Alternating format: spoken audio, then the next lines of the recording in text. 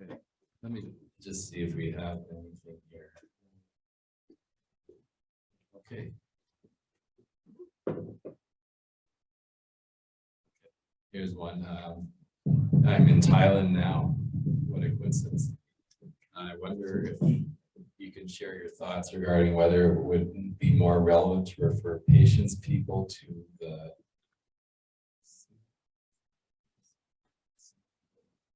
SOU, meaning go and do yoga, join a meditation retreat, rather than thinking about the treatment of mindfulness.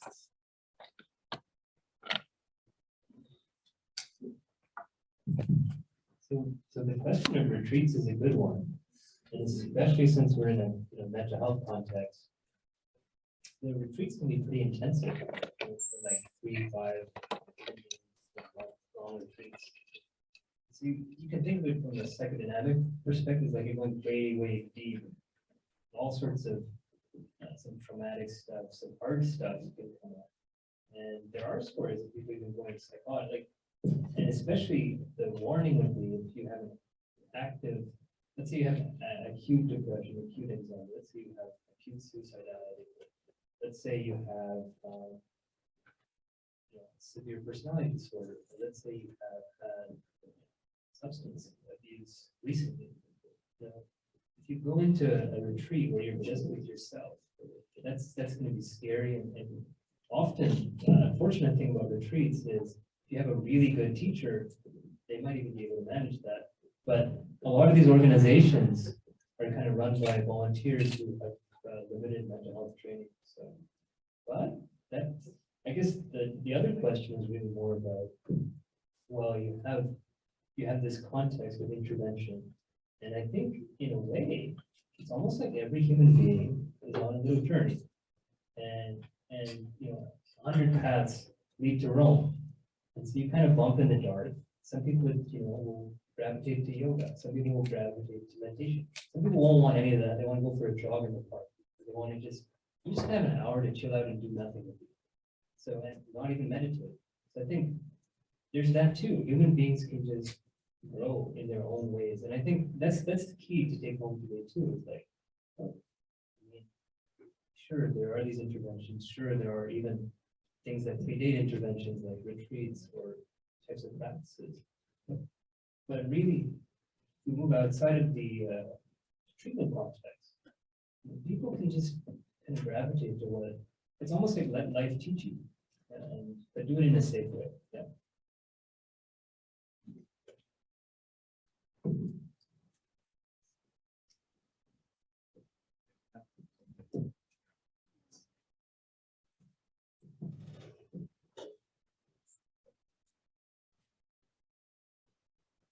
Hi, this is very interesting.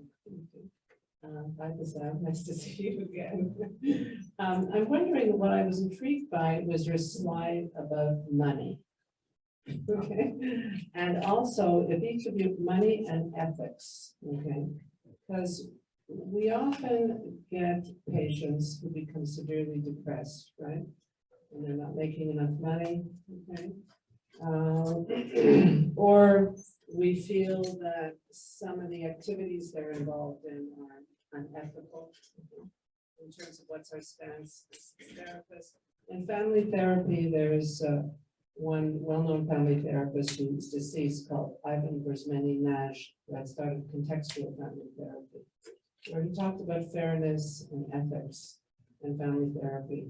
But I'm wondering if you could each respond to, because I've never known quite how to quite broach that in therapy when people are kind of leading a certain lifestyle, and you could have countertransference if you feel they're unethical,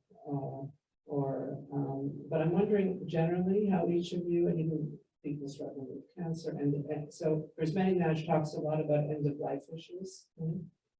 And it's one of the only authors that I felt that's addressed. So there's really a paucity of literature on ethics and psychotherapy. So I'm wondering if you could each sort of address that, because that to me, and I don't know if you can make a link to money in some way, our obsession with that. Okay. So maybe it's an important question because it's a bit hard to challenge the value system of people, and you should not normally. And when I ask them, what do you want to attain from that? What do you want for yourself? So without challenging the system they have, was that ethical or unethical, is able to kind of ask what they want. If it is impacting negatively other people, I might do a second question, how do you see it impacts your child or the other people? I might to ask them. But it will be more open questions than teaching them, don't do that.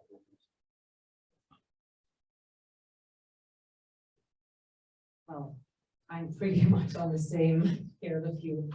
Basically, you have to understand the client's experience. I feel you have to delve into their reality, try to understand and help them understand themselves, what they want, why they do it. And you might drop you on it if you realize, if you as a therapist notice that it works against the client. But it doesn't work against the client, and it's less, but still, no matter what, to me it seems like a more humanistic approach of actually deeply understanding with the client. I had never thought of this morality question that you brought up with the meditation. It made a lot of sense. I still, at the moment, I'm in part of it first time. I would not bring it into my psychotherapy session, but for meditation, I have been wondering since your talk, what we could add to the meditation practice, discussing beforehand or along the way. That's what morality, and it's more ethical question.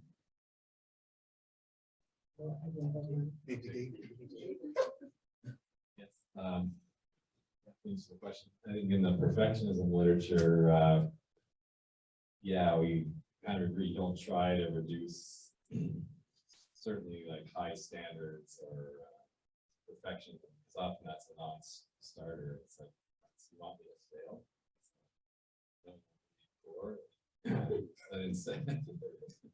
But instead it's, we look at the moderating mechanism. So we don't try to change perfection. In my gave back my dog 2000. Sorry. Yeah, my papers have always been about the mechanisms. You don't try to change it, you try to reduce things like stress and improve coping, improve emotional, improve relationships with others as a way of moderating and reducing the negative.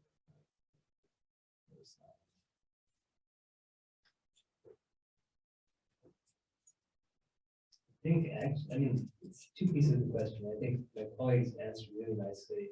You have somebody in front of you, you can know they're at. No question takes too much. I think two things come to mind. Like therapy in principle, we want people to transform, right? Real transformation. And sometimes we see it, and it's very nice to see, but it's like stepwise process for many times. We're almost like doing supportive intervention to keep people okay. Fine, real transformation, the person needs to be. And not only that, we need to be ready to transform too. That's the hardest part. I think the money question is interesting. Why is humanity so obsessed with money? And this has been for ages, right? There's been Egypt, Empire, Romans, etc. Why? Because it actually, in a way, it kind of goes to Maslow's hierarchy of needs. If you don't feel stable, we're worried that we're going to die tomorrow. We're worried even more we're going to be starving, or we're worried that our social status will go down and all these humans who pretended to like us will leave us. But we have real stability. We're like, come what may, this existence, whatever, I mean, but in a religious way, every moment is ordained by God. This moment is perfect. Maybe I don't see it as perfect, but it's helping me. It's helping me get over whatever demons I have handled right now. If you take every moment like that, this is a learning opportunity. I could be sick. I could die tomorrow. I could lose all my money. And if you have real, and I mean, it's hard, right? It's stepping into that pain. But if we can really come to peace with that, then it goes away. And I think that's what it comes down to.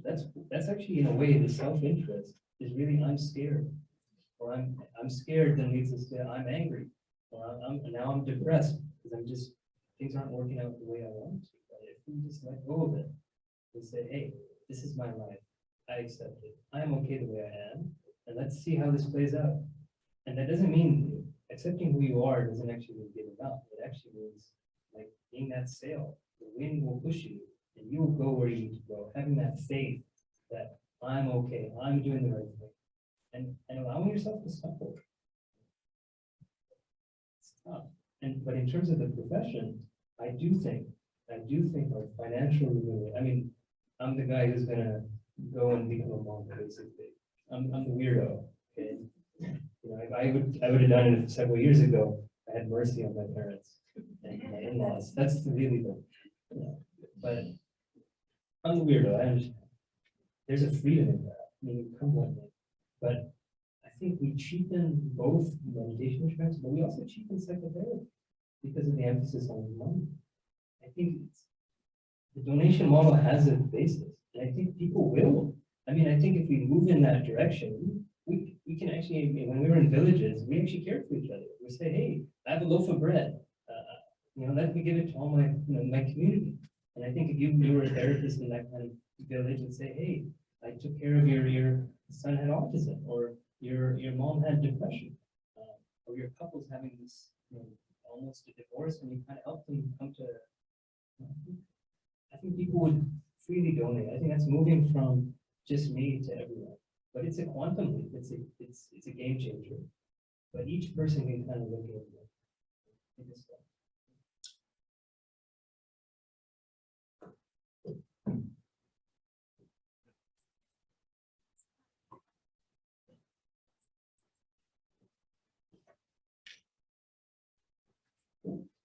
I would just like to share a reflection. I'm not very familiar with the Buddhist teachings, but I'm not familiar with Hindu teachings.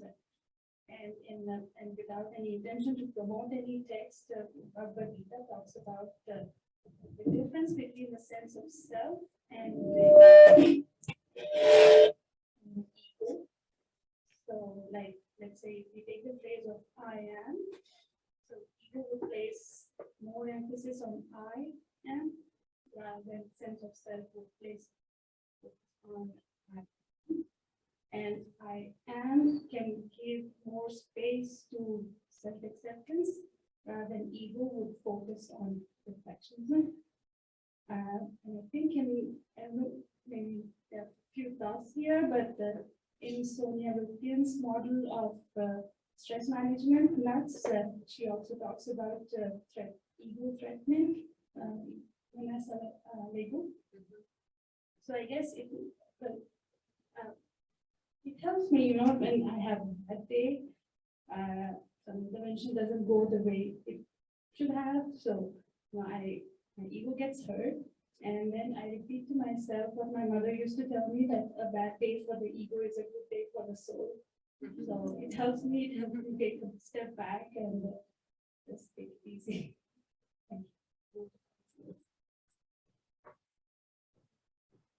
I think basically all religions have this fight between the higher self and the lower self. Lower self is like me. And the higher self is like, I'm part of the whole. And you can think of, like, in a way, like God and Satan are fighting within you on those bad days.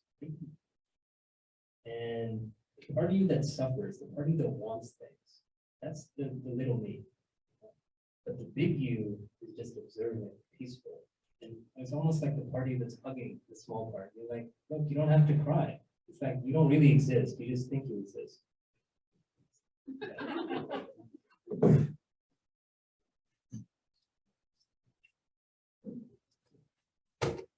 Yeah, I mean, in terms of one of the things that drew me to perfectionism was just that it's extremely stable and resistant against disconfirming feedback. So you can, like, this insecurity, and some of the most insecure people I know are successful and rich people. And it just doesn't matter what they attain in terms of success, money, and so I think there is that. Even though I've only studied it from a psychosocial part, there's has to be some processes in the brain that persist and deeply resistant to change, but that you can still modulate nonetheless. But you know, and rooted in childhood and emotions and so forth.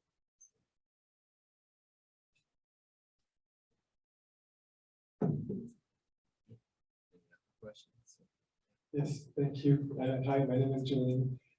My question, please forgive me, my question isn't fully formulated yet, but it has been sparked by Soham's presentation. You started by a land acknowledgement, and also there was some talk about like the integration of like Buddhist practices into medicine and how this could be seen like as cultural appropriation. So, and also at the end of your presentation, Soham, you talked about like maybe the merging of like the scientific worldview with like a spiritual worldview. So I'm curious, like maybe like from a, we could, like I would think that from a non-dual perspective, for example, there would be no such thing as cultural appropriation. So I was wondering, how do you see, eventually both? That's the beauty. That's the non-dual aspect, right? Things really suck, right? You know, the whole place might burn down and global warming, right? And people hate each other. They're stealing from each other, right? So that's one other picture is all the humans are growing one by one. It's taking a long time. They're growing. Societies are growing. We're learning new technologies. We're learning new ways of speaking into it. We have a common language. Sure, Britain controlled the whole world, and some of us are salty once in a while. But we have a common language. Now we can speak. Now all these spiritual scriptures are all over the world. All these scientific scriptures are all over the world. So it's both. I mean, I think as individuals, we rise from just me to like, hey, me and somebody else. And just after a while we stop. We're just hanging out. That's the real party. But don't worry, like every step of that party is good. We're becoming a better person. And not like you're good enough the way you are. Actually, you're learning how to just hang out. You're learning how to do nothing. But it's very hard to tell people who are used to doing something to do nothing. So you're moving towards that. You're just hanging out. And don't worry, circumstances will put you have to eat, you'll eat. Doing nothing is like that. Do the bare minimum of what is needed in a situation. Out of compassion for yourself and others. But the whole humanity is doing that. And it looks messy. It's like, okay, one person is, kind of some evil people are ruling this country, or there's some changes in the healthcare system that we may not appreciate, etc., etc. You know what? It's part of the catastrophe. It's a symphony. It's cacophony.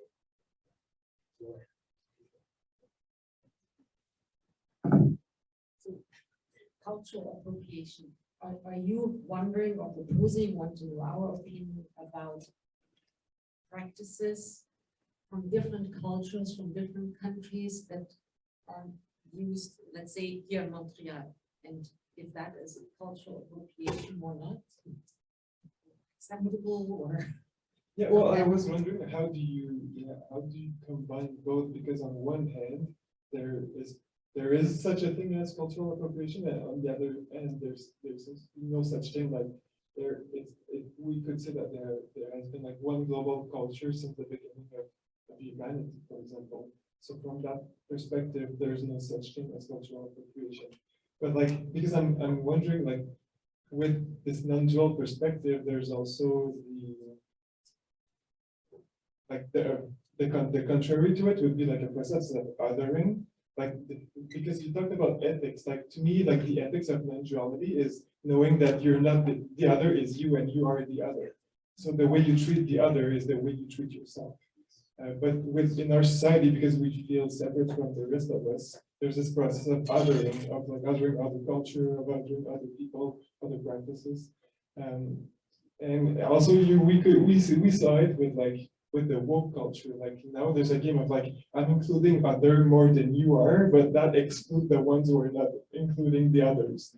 Or with COVID, that the vaccinated versus the non-vaccinated people. So I'm wondering, like, yeah, what's the role of self-compassion, of compassion in all this, and of integrating those two like, paradoxical point of view. Yeah, it's a bit of a complicated question, but. Yeah. Thank you.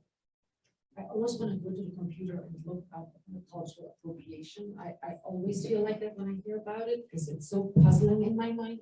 And I think it has totally gone overboard.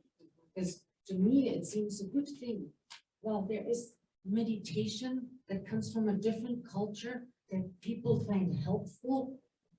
How is it bad or disrespectful to use it? And then I think like that about anything. I mean, if you steal something and pretend you came up with it, and then, I mean, that's another story.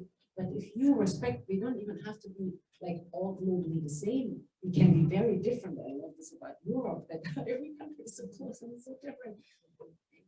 We can be very different and learn from each other and practice things that the others practice that we didn't come up with. And I would not call this cultural appropriation. I think that this whole world and appropriation, it reminds me so much of East Germany. It reminds me so much of that because I do think it started with a good idea. It started with the idea of including everyone and of not disadvantaging people, and that's what I thought of East Germany. I thought the idea of socialism, and everyone contributes according to their abilities, and everyone gets according to their needs. It's just humans don't work that way, not for a large part of it. And it didn't work, but I believed in it, and I just thought we got it wrong a little bit, but you couldn't say anything. Everyone was lying, everyone was pretending, even those who wanted to improve what was going on and were for it, but you didn't know would your colleague report on you or your neighbor or maybe even your spouse. It was crazy. And now I think, man, are we building a wall? Are we doing the same? Because if it feels like you can't talk to each other, and in psychology, students are now saying we have to talk alone at home. We cannot discuss in the classroom anymore because then we are, I don't know what we are, I think the outcast abilities. Especially in the end, even if there is something, let's say, acceptable or something. Anyway, we need people to express it and talk, to form an opinion and to maybe change it. But if you just oppress any expression, it won't change anything. It has to be attended to. I guess like the pain, we have to self-compassion. We have to see what is there and attend to it. That's the only way to change. Maybe if I can get a respond from my practice in meditation, whether it's culture or identity or belief or categories about you, about others. There's a beauty in meditation. And if you meditate enough time, at some point you see all these methods. This is non-duality. You see that your belief about you, your culture, your identity, the belief about other cultures, identities, the categories, everything is melting. And that's the moment that you see, yes, there is no separation. Because they melt down, you don't see them anymore in your mind. Your mind is not holding them. It's just kind of source of something. So, and you learn even your own gender, your own belief about your gender, everything can melt down. And that's the, I think, a beautiful experience when you see that everything about yourself, about the culture of the self, about the identity, about the categories, you always believe in them, because I was taught to you, they can all melt down. Nothing, there's nothing, but there's everything. That's me. Just briefly to Annett's point in bus, this province, I mean, maybe moving towards communism.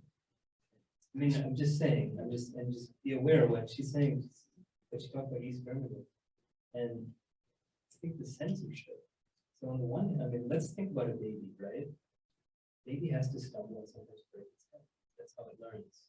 So if we stifle free communication, free action, on the surface it looks good because you can't do anything bad. But the trouble with that is you can't do anything good. And so I think it's troubling, right? Because a lot of people are gonna, with this freedom, they're gonna do messed up things. They're gonna appropriate it with bad intentions. Like they want to make money off of someone else's, right? Stuff like that. But at the same time, it's like we're all growing up individually as a society. We need that space to make mistakes. We need that freedom of expression, freedom of action. To add an example to the cultural appropriation, as you mentioned, as long as you don't take away the meaning of the practice, like for instance, I hear about hot yoga.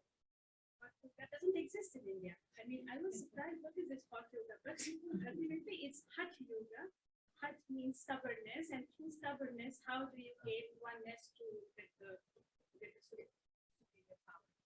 Hot comes from inside. However, hot, like the candles and all that stuff, comes from outside, and there the money comes into play. Because then you are charging for those environments, something that a value that comes from inside becomes externalized, and then it becomes commercialized. There, the cultural appropriation goes wrong here. I'm still not sure. I'm still not sure if that's cultural appropriation.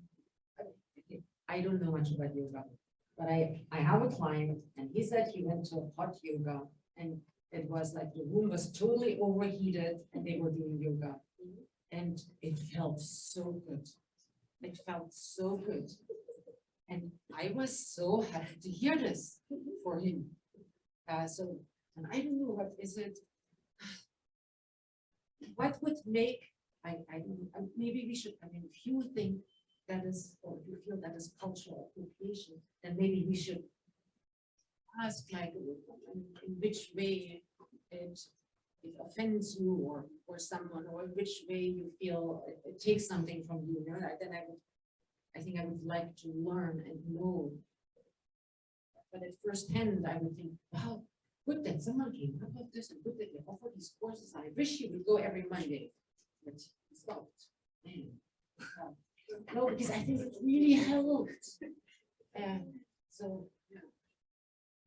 I'm of the same mind too. I think if it's not something that's stolen, if you're not taking credit for something, I think sharing practices is okay.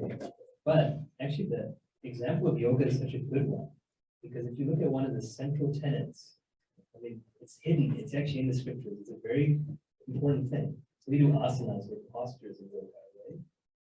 So it said in one of the scriptures, any posture that's comfortable and just that you're relaxed and you're peaceful is an asana, right? So think about all the yoga classes you've done. I mean, you probably done, you stretched yourself, this, that, contorted yourself, gotten sore. Oh, you feel good because you have the muscle afterward. But really, yoga is teaching us how to be in our body, moment to moment, comfortable posture. So we've lost the essence. That's I think the trouble of. But it doesn't. I don't think it's cultural misappropriation. I think a bunch of teachers from the East misguided. I think that's where I. Something gets lost in translation. Yeah, Michael? Yeah, I just want to add a reflection to this. So, I mean, of course, like putting aside the question of free speech and kind of freedom of exploration, which I think is complicated. And I think, cultural exchange, of course, is just a part of human experience and history. I think it can be done respectfully and it can be done less respectfully. But I feel like there's kind of like a fundamental issue that also Juliana's question was kind of getting at too, which is this question of like, are we all the same? Or is the point of these practices that ultimately you realize that actually we're all kind of, you know, that yourself is just this kind of illusion or this contingent thing, and actually underneath or all around the self, we're all just kind of expansive awareness or something, right? But I really think that that's only half of the question. I really think it's equally important, and I think most traditions are quite clear about this, that you could say that's like the wisdom aspect in Mahayana Buddhism, for instance. And the other side is like the compassion aspect, or like skillful means, or kind of the relative side of the question. And humility, I think, is to realize that actually we're all fundamentally different. Every one of us has lived a different life. I can never know someone else's experience. So for instance, with questions of cultural appropriation, it's like, it's hard for me as someone who's lived through a particular kind of like, you know, suburban North American white boy experience to understand what it might be like, for instance, for like a shaman in the jungle in, you know, Peru or something, whose communal structure has been like ravaged by all kinds of like the influx of tourism for ayahuasca, for instance, and there's all these kind of like social forces that it's just like sitting here, you know, having experienced myself about or psychedelics. It's like it's just there's so many other experiences of the world that I think we need to humble ourselves to realize that there might be all kinds of ways in which like the way that we're practicing these things, and especially the way that it's kind of commodified and built into this whole big capitalist globalized infrastructure, is having ramifications like in other places in the world that we maybe don't see. So I think to me the question of like, you know, compassion, self-other, practice, cultural appropriation, all this stuff, for me it's like always a question of humbling myself to try to understand perspectives that are less obvious to me. And I think there's like a huge literature of like, you know, critical social theory about these kinds of questions. And yes, like sometimes it gets way out of proportion, like it gets kind of McDonaldized into this kind of woke culture. But I think it's really important not to let that kind of turn our eyes away from it entirely, because I think these are really important issues around the world that we're all kind of feeding into in our research. Maybe not just in our research, but in how we live in this world. And I wonder if we're talking about two different things, like cultural appropriation, one side, but the other thing, that of course, what we are doing over here has an impact on this person, whatever, wherever. I mean, of course, I mean, just going shopping, and seriously, I totally agree with you. We need to be aware of what our doing here and our going over there, and that affects the others.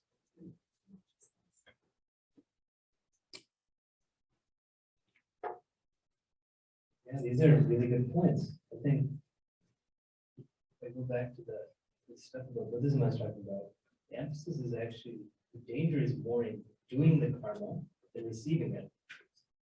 That's so we in our world we're like, okay, we're enjoying meditation, but this this person's force is being, we're the ones who are acting in such a way that destruction is being caused.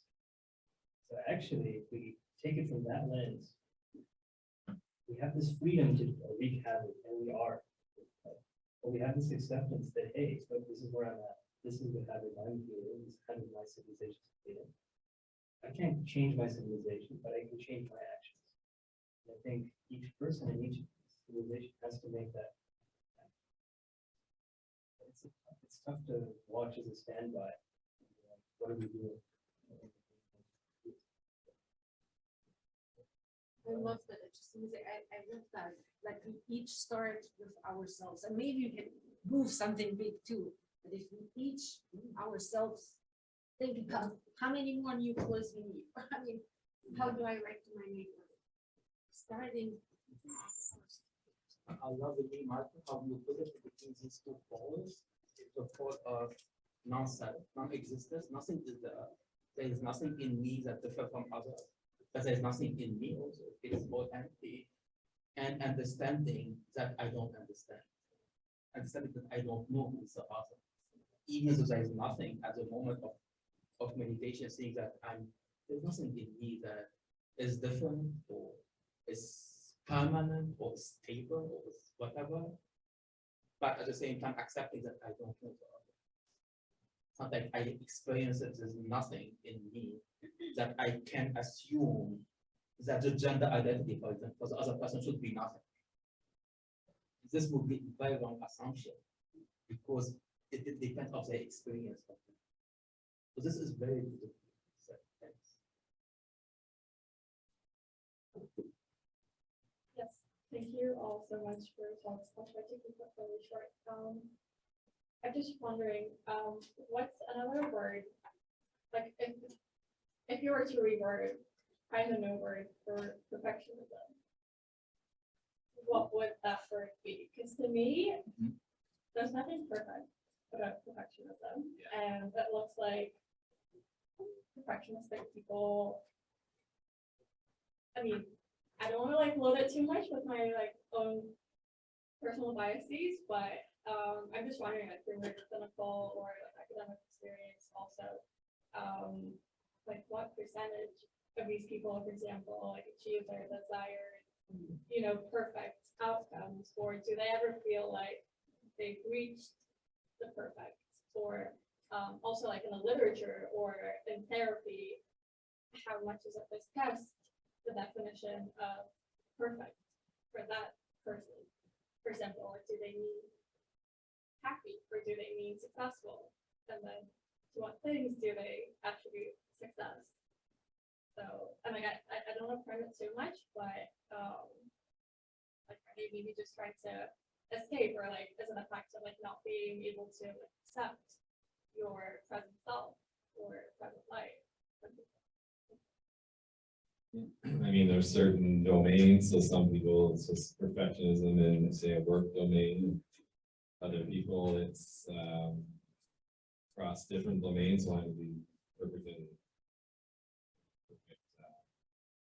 partner, perfect parent. In definition, yeah, I think it's perfectionists aren't happy, or because they're not. Yeah, perfectionism is not attainable. So there's always something you could have attained, and if you did attain it, then it was something wrong. It wasn't hard enough.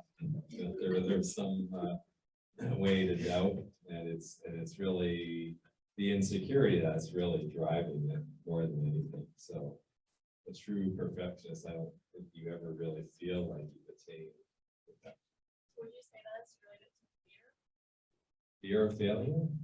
Not being accepted or not being not liking yourself? Absolutely. Yeah, I'd say that's kind of at the core of what drives it. Certainly in my model, but it's really what makes high standards excessive is it's being driven by the self-criticism and self-scrutiny, worrying about others' criticism and that. So it's not the high standards. It's really the deeper insecurity that needs to be addressed. And for definitions, I mean, they talked about excellence. That's a new term that's come out of Patrick Woodrow at the University of Ottawa. And but essentially excellence is when you have the high standards, but not the self-criticism, self-doubt. And so again, that's really the key factor. Yeah, probably the best is to have high standards, but the low self-criticism, because then you have other outcomes like success or performance. Conscientiousness, and that's another good action. That's another comparison that's been made. You want to make people conscientious and not perfectionists, whereas extreme conscientious is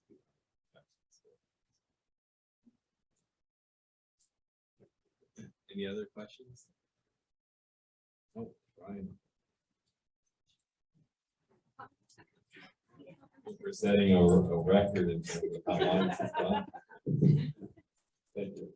Thank you very much, all of you, for your talks. Really, really insightful and interesting. I think I'll really enjoy it. Dr. Koerner, I believe you were talking about moderators at the end, near the end of your presentation, about different ways of maybe mindfulness and self-compassion might be more effective for some and not for others. And I think based on what David and I looked at in the literature, it does appear that mindfulness and self-compassion are more effective for some people and then also not that effective for others. And so maybe you guys can comment a little bit on what some of those moderator factors are in the literature, but also why maybe some of these, why mindfulness and self-compassion might not be effective for some and very effective for others. Very good question. I'm trying to remember if we have from studies. For example, one of the meta-analysis we did it in school, we found, for example, younger kids benefit less from mindfulness-based intervention than older kids. And the explanation we provided that maybe in terms of brain maturity, it was too much for a 6 years old versus maybe 11 or 12 or 13. So that's one of the findings, but I'm not sure it was repeated after other reviews. If not, there's a lot in terms of personality factors. Again, as these can be changed by openness, curiosity, because I mean mindfulness specifically and compassion, it was this openness. If I'm extremely unopen, it will be challenging. If I'm not curious, because I have to be aware of the sensation, you have to get, oh, what's going on inside me? That's interesting. But if I'm not even curious about that, it will block you from the beginning of these experiences. There's something I think Soham was talking about in meditation. It happened also to me when I started meditating.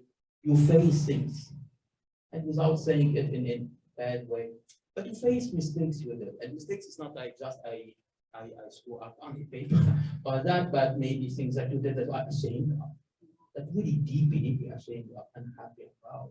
And when you meditate, before meditating, they come to you. It's not like you choose to go to them.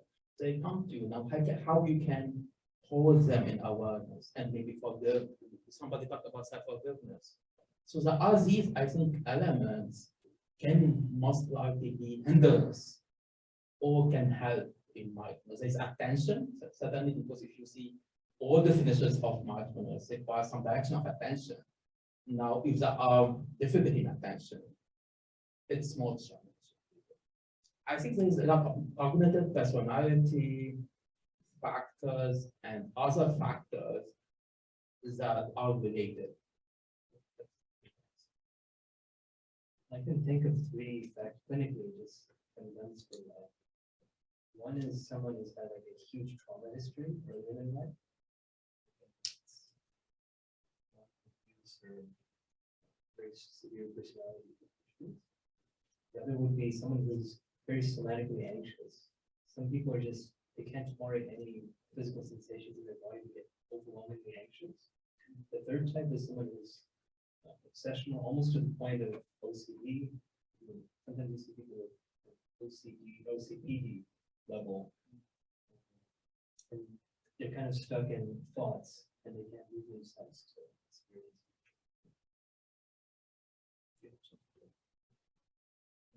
I mean, to follow up on I think of how mindfulness is promoted and over promoted, and this January 2nd, I was staying at my brother's, and they got called into work for on January 2nd to go do a retreat, like a mindfulness retreat. So my brother, he's just furious, like, go in for this, kumbaya, hand holding crap. And it's like, because he's very non-neurotic. So it's kind of what our findings show is, for people lower self-critical perfectionism, probably doesn't do anything, but I think there's a danger for over promoting it. he's retiring this year as a high school teacher. Like, there was a time where he was sent to, like, they do these wonderful professional development. He got sent to the Auschwitz concentration camps and been to Vimy Ridge a couple times, and they've done away with all that with now these mindfulness retreats full of literature. And so yeah, you can see how yeah, there definitely are individual differences. But yeah, I told him I would mention it at research days today this year. That was a few months ago. I'd forgotten until now. So he's retiring and he's happy. Are there any other questions?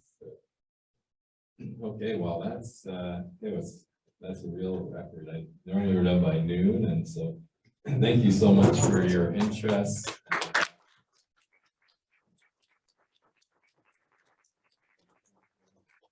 It's great questions. And really appreciate it. Have a great rest of the day.